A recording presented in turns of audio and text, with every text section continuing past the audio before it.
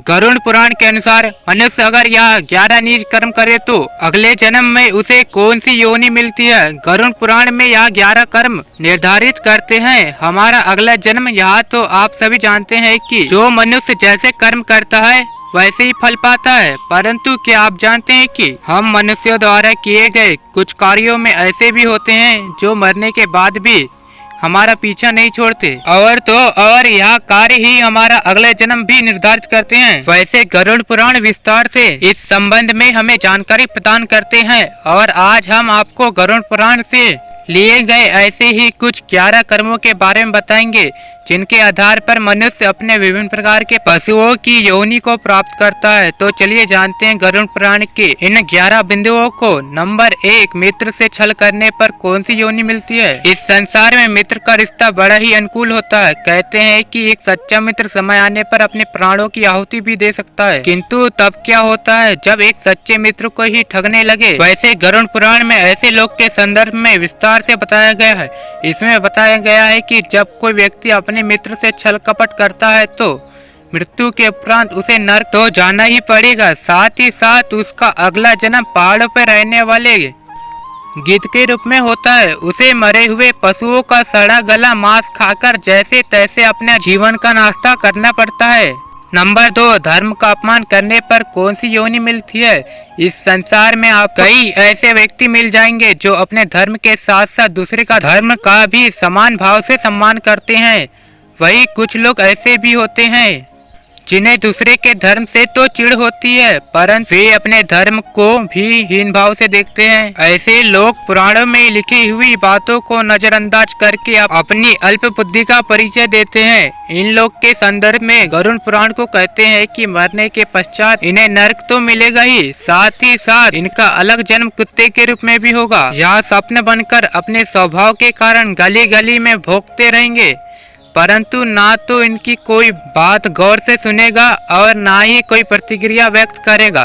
फिर जब उन्हें अपने बोल का आभास होगा तब जाकर यह अपनी स्वप्न की योनि से मुक्त होंगे। नंबर 3, अपनों का अनादर करने पर कौन सी योनि मिलती है। इस संसार में किसी भी मनुष्य का जीवन बिना उसके परिजनों के सहयोग के संभव नहीं है, और इसमें माता पिता और गुरुजनों की तो बात ही अलग है।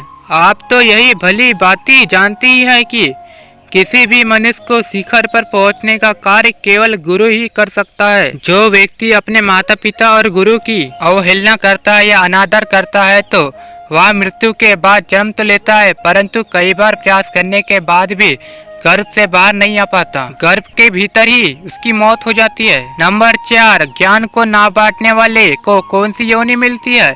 यहाँ तो आप भली बातें जानती हैं कि हमारे सनातन धर्म में ब्राह्मणों का कितना महत्व है। धर्म के अनुसार संसार में कोई भी ब्राह्मण यजमान चाहे कैसे भी हो जाए, वह भले ही अपनी ओर से दक्षिणा देने में सामर्थ्य ना हो तो ब्राह्मण देवता का यह दायित्व है कि वह अपने ज्ञान से उसका भी कल्याण करे। परंतु यदि कोई ब्राह्मण ऐसा नहीं करता है तो इस जन्म में तो उसकी ख्याति खराब होती ही होगी, तो अगले जन्म में उसे बैल बनकर इस धरती पर आना होगा और फिर उसे आजीवन अपने कृतियों पर पश्चाताप करना पड़ेगा। नंबर 5, चालाकी करने वाले को कौन सी योनि मिलती है। इस संसार में ऐसे कई लोग हैं जो अपने कृतियों से सभी का हृदय जीत लेते हैं, परंतु वही कुछ लोग ऐसे भी हैं जो अपनी चालाकी से सीधे सीधे मनुष्यों को मूर्ख बनाते रहते हैं। यह आजीवन ऐसे ही करते रहते हैं, परंतु इन मूर्खों को यह नहीं पता है कि यह संसार ऐसे ही नहीं चल रहा है। अभी तो इस संसार को चलाने वाला दूर कहीं बैठकर इनके सभी कृतियों को देख रहा है। उसके घर में देर भली है मगर अंधेरा नहीं। ऐसे लोग के बारे में गंगूर पुराण में बताया गया है। यहाँ लोग अगले जन्म में उल्लू बनते हैं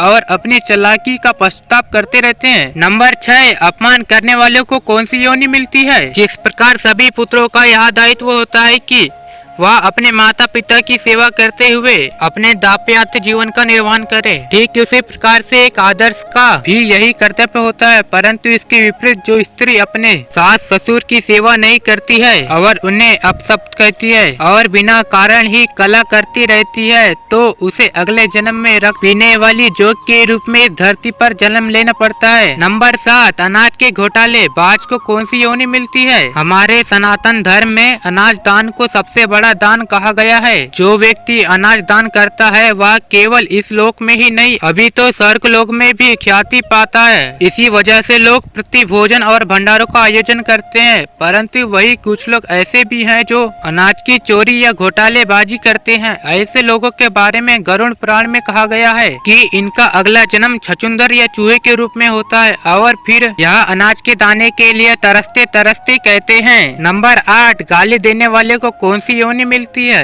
आप यह जानती हैं कि मनुष्य के कंठ में माँ सरस्वती का वास होता है, इसलिए शास्त्रों में बताया गया है कि मनुष्य को कभी भी ऐसे शब्द नहीं बोलना चाहिए जो दूसरे की भावनाओं को अहित करे। परंतु फिर भी कई लोग अपशब्दों को कहने से बाज नहीं आते और छोटी छोटी बातों पर अन्य लोगों को गाली देने लगते हैं। कई बार तो इन्हें तुरंत ही जवाब मिल जाता है, परंतु उनकी अकल तो तब ठिकाने आती है जब अगले जन्म में यह बकरे के रूप में इस धरती पर आते हैं और यह किसी कसाई के हाथ चढ़ जाते हैं। नंबर 9, वासना युक्त दृष्टि वाले को कौन सी योनि मिलती है? इस संसार में कई मनुष्य ऐसे हैं जो स्त्रियों को बड़े ही सम्मान की दृष्टि से देखते हैं। उनके मन में स्त्रियों के प्रति किसी भी प्रकार का विकार उत्पन्न नहीं होता। वही संसार में कुछ ऐसे लोग भी हैं जो प्रत्येक स्त्रियों को बुरी नीयत से देखते हैं। उनके मन में हर समय बस काम भाव ही चलता रहता है। परंतु इन मूर्खों को यह पता नहीं है कि भले ही इनकी वासना के बारे में किसी को पता चले या ना चले,